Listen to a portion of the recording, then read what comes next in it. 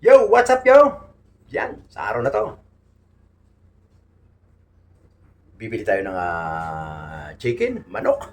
Gagawin natin ang tinulang manok. May request ng ating mga viewers. So, ano pa yung ginagawa nyo guys? Tara, tirahin na natin to. Pakatirahin pa ba?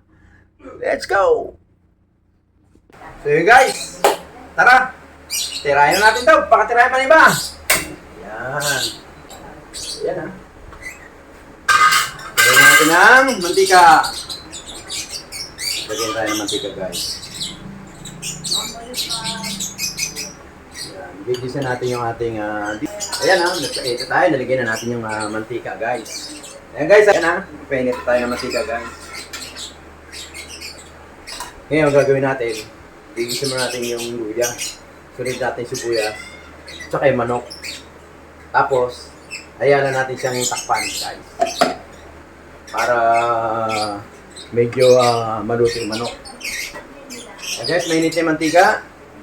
Lagyan natin yung luya. Ayan. Brown na. Lagyan natin yung sibuyas. Ayan. Hintayin natin mag-brown siya. Ayan na, brown na guys. Lagyan natin itong ating manok.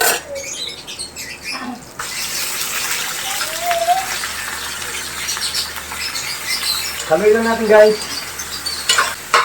Lagyan natin konting patis guys. Para magkaroon ng lasa.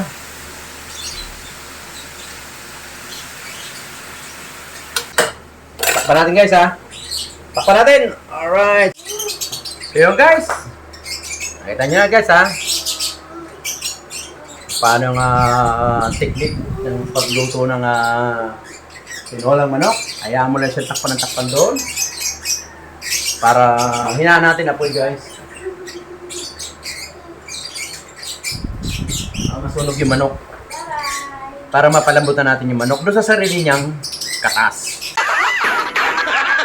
Sa sarili niyang tubig.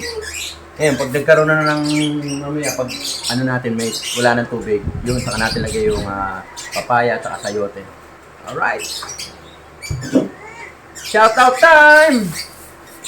Shoutout sa mga taga Nueva Vizcaya. Yun, yung mga nag-comment kahapon. Shoutout po. Magandang araw po sa inyo lahat dyan.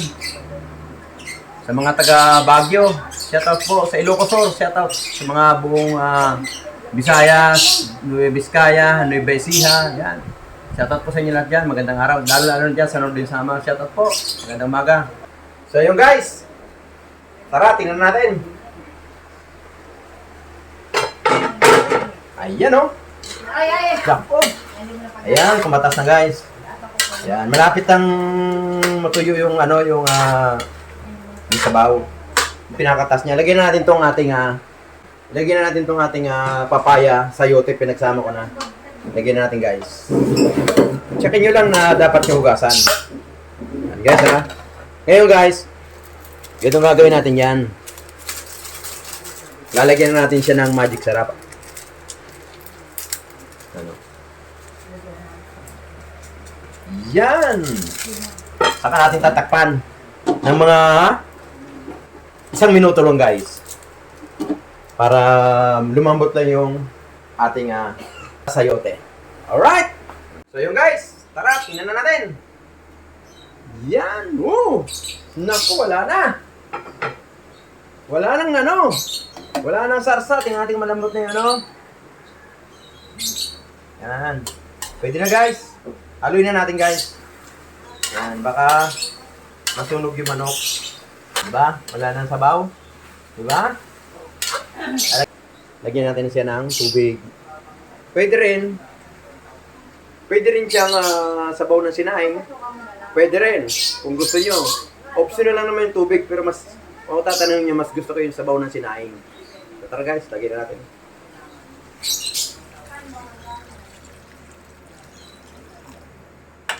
Yan. Sakto nyo lang yung tubig.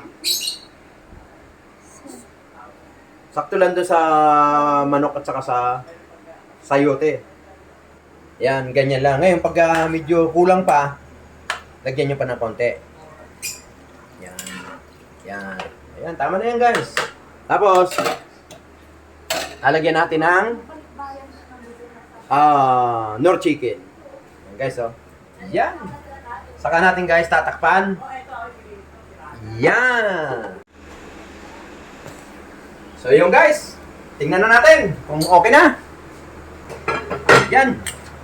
Tingnan natin kung malambot na yung papaya at saka sayote guys. Ayun, okay na guys. Ngayon, lalagyan natin tong ating daon ng sili guys.